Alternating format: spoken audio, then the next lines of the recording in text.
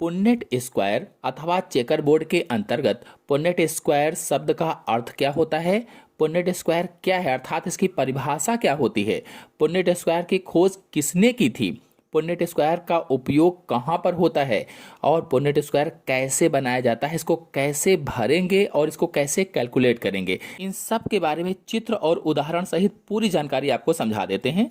तो देखिए, पुन्नेट स्क्वायर में पुन्नेट एक अनुवांशिकी विधि का नाम है। जो पुन्नेट लगा है आगे, ये अनुवांशिकी विधि का नाम है। और स्क्वायर का मतलब होता है चौखाना या वर्ग या तालिका भी आप कह सकते हैं। अर्थात पुन्नेट स्क्वायर एक वर्ग होता है जो कई चतुर्भुजों में बटा होता है। इस प्रकार से पुन्नेट स्क्वायर की परिभाषा होगी कि पुन्नेट स्क्वायर एक तालिका या चेकरबोर्ड या वर्ग है जो जीवों के बीच संकरण के परिणामों को प्रदर्शित करता है या क्रॉस के रिजल्ट को प्रदर्शित करता है। इस तरह से हम कह सकते हैं कि पुन्नेट स्क्वायर एक वर्ग आरेख है जिसे रेजिनाल्ड पुन्नेट नामक एक अंग्रेजी आनुवंशिक विद ने तैयार किया था।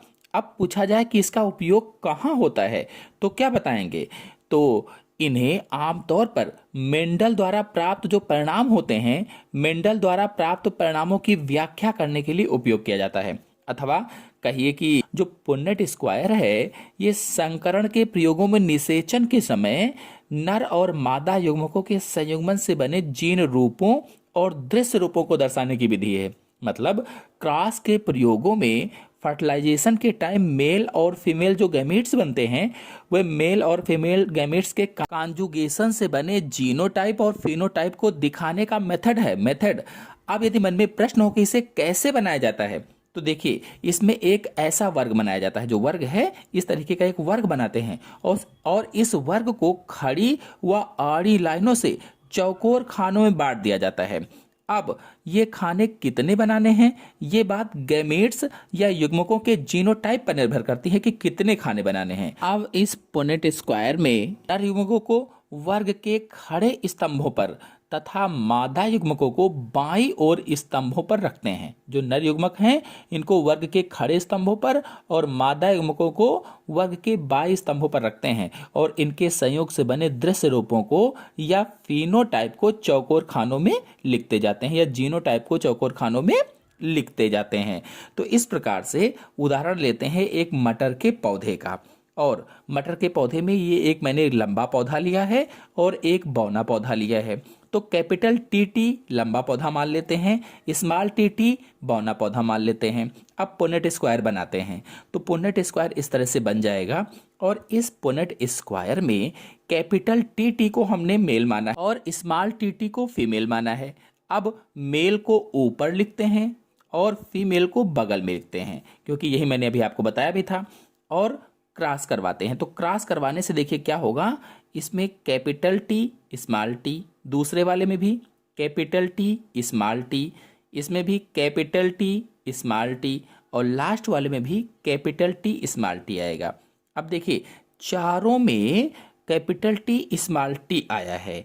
कैपिटल टी स्मॉल टी क्या है, संकर पौधा है। ये जीनोटाइप के आधार पर आपको दिख रहा है कि सभी संकर लंबे पौधे प्राप्त हुए हैं या हाइब्रिड पौधे प्राप्त हुए हैं। अब ये F1 पीढ़ी हो गई है, ये एक F1 पीढ़ी का पुन्नेट स्क्वायर हो गया है। अब अगर F2 पीढ़ी को देखा जाएगा तो F1 पीढ़ी से प्राप्त हुए जो पौधे हैं वो कैपिटल टी स्मॉल टी मिले हैं और कैपिटल टी स्मॉल टी का सेल्फ पॉलिनेशन अगर करवाया जाएगा तो कैपिटल टी स्मॉल टी से करवाया जाएगा। इस तरह से इसमें से कैपिटल टी स्मॉल टी एक तरफ लिखेंगे, एक को आप मेल मान लीजिए, दूसरे को फीमेल मान लीजिए और दूसरी तरफ भी कैपिटल टी स्मॉल टी लिखेंगे और क्रॉस करवाने पर इनके बॉक्स को भरेंगे। बॉक्स को भरने में यहाँ पर क्या आएगा, देखिए कैपिटल टी आ जाएगा क्योंकि यहाँ से यहाँ आया और फिर इधर कैपिटल टी स्मॉल टी दूसरे वाले में हो जाएगा। फिर तीसरे वाले खाने में कैपिटल टी स्मॉल टी और चौथे खाने में स्मॉल टी आ जाएगा।